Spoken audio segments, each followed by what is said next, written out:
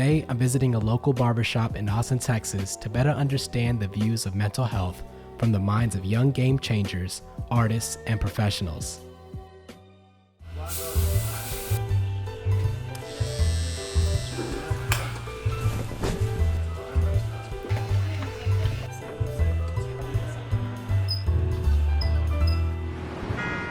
We're starting to grow up, in a society where there's just so much more of depression and anxiety. At least it's more visible nowadays, right?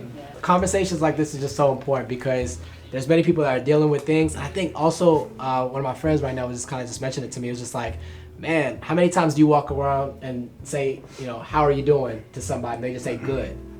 Like that typical generic answer. Yeah. And so many of us kind of deal with that, but we're not good. We don't take time to kind of open up about how we approach stress, anxiety, or mental health in our communities. How do y'all kind of deal with that in your own personal life, with where you're at with your career, life, education, in general?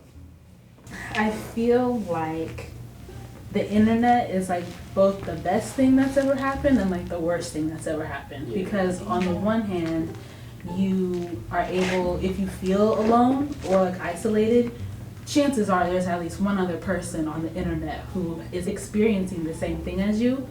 But on the other hand, you're also seeing everybody's life, and everybody's life seems perfect, and they know what they're doing, and Forbes 30 under 30, and you're looking at yourself like I'm 28, right. So it's both.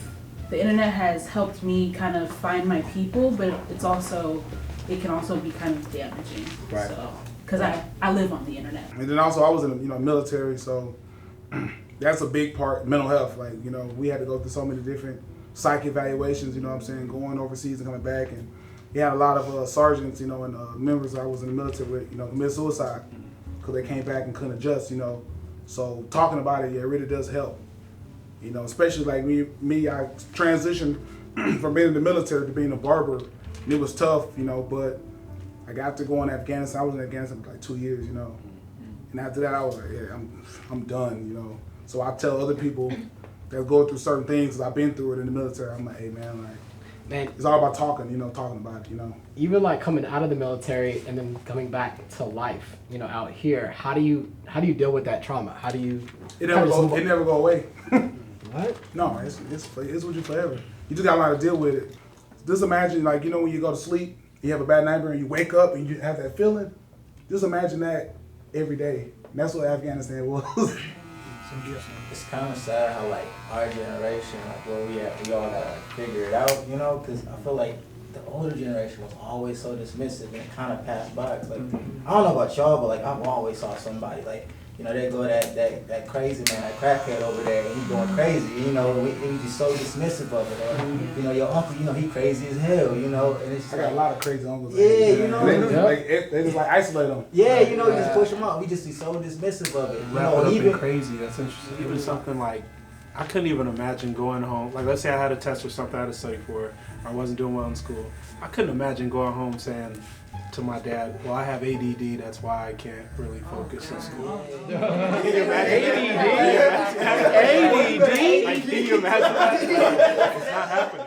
There's such a negative connotation around mental health, at least seeking for help.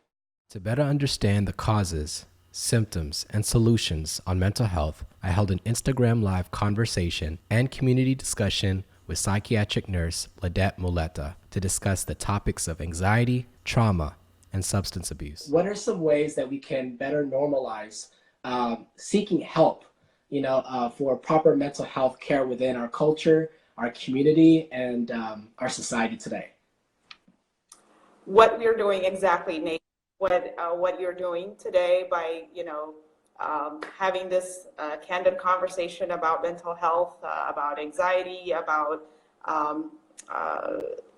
any type of psychological issues that a person may have needs to be discussed, and that's the way to remove stigma around it. With mental illness, currently in the U.S., 1 out of 5 people are affected. So there is no reason to have stigma around this illness and suffer in silence. And especially in our community, the stigma is huge and it needs to be reduced. And the way to reduce it is to involve regular people to have this conversation. It's weird because you only see the extremes of stuff nowadays too. You know what I'm saying? You really see you either see somebody with the perfect family or you see Kanye. There's no way between it, you know? My man's going crazy, right? It's like, you know, I get you. It's how do you even process that? Like, how do you even process like what's going on with you and your girl? You know what I'm saying? When you know, there's no real example of that. I mean, we try to find it through our shows and our TVs or whatever, but like that's part of it. It plays into it. Just everybody seeing the perfect image and everybody just putting on this front all the time and just. You know, we always say like hashtag first world problems, hashtag this, hashtag that. And I think at the end of the day, you have to be able to say, hey, yeah, I have certain like privileges in life, but I'm still sad. Or like I'm still struggling with a certain issue in my life. So giving yourself that chance to feel everything also helps. I think also just being able to have a safe space to feel whatever it is that you need to feel. And I think like in a lot of like homes, like growing up where it was very dismissed. Oh, ain't nothing wrong with you, girl, just go pray about it. And kind of replacing, you know, actually being able to discuss and talk about how you feel and find solutions for it. Not saying that God doesn't, you know, help us out, but that was something that was always just thrown off. Like, oh, Right. you're crazy. Right.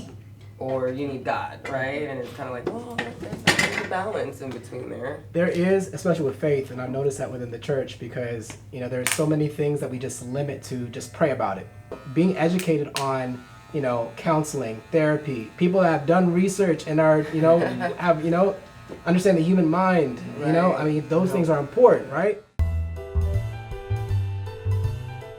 What are y'all perceptions on like growing up with like therapy, counseling, and those things? Like, what have you seen within your own communities of that viewpoint? I never saw that growing up. Y'all never saw it? I never saw it. I mean, just getting help in itself has this negative connotation around it, right? Like you're gonna go to this group to help you out with this particular disorder. And then my first thought, you know, just growing up is, I'm not like those people, right? Like I'm me, I don't have that problem because just where my mindset was growing up that you shouldn't have to go seek out help. And I think another thing is like, I don't know about y'all, but I grew up like through examples of other people ranking different challenges. So like those services were for people who like were going through schizophrenia. You know, like we used to like rank something as not as bad or that's super bad.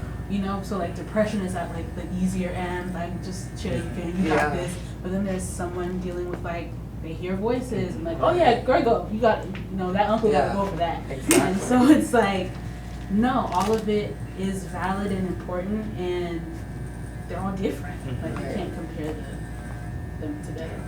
My childhood is kind of where I figured out how I cope with things.